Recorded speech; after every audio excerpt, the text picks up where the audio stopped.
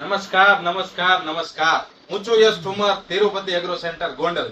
કે ભાઈ આજે આપણે વાત કરવી છે, તમે ચોમાસુ પાકની અંદર મગફળી વાવી છે, કપાસ વાવ્યા છે, સોયાબીન વાવ્યા છે, તેમજ કોઈ પણ પ્રકારના પાકનું વાવેતર કર્યું છે, તે પાક જે છે હાલ એક ધારા વરસાદના હિસાબે ઠંડી વાતાવરણ જે જળવાઈ રહ્યું છે, તો તેના હિસાબે વૈધ કરતા નથી, કુણેપ કાઢતા નથી, પાંદડા બદલાવતા નથી, તેમજ પીળા પડી અને પાંદડા સુકાવાનો પ્રશ્ન જે છે એ આપણને હાલ જોવા મળતો હોય છે. તો તેના માટેથી શું કરવું?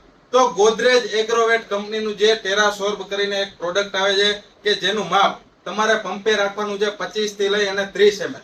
અને કોઈ પણ પ્રકારના જે વાવેતર કર્યું હોય, આપણે કોઈ પણ પાક વાવ્યો હોય, કોઈ પણ શાકભાજી વાવ્યું હોય, તેની અંદર જરૂર અને જરૂરથી જો તમે ટેરાસોર્બ 25 થી 30 ml લેખે ડોઝ રાખી અને ઘાટો છંટકાવ કરશો તો ખૂબ સારા રિઝલ્ટ, જે પાક પીળો પડતો હોય છે, પાક સુકાતો હોય છે, તેમજ જે નવી કોડ આવવાની આપણે બંધ થઈ ગઈ છે તેની સામે મળશે.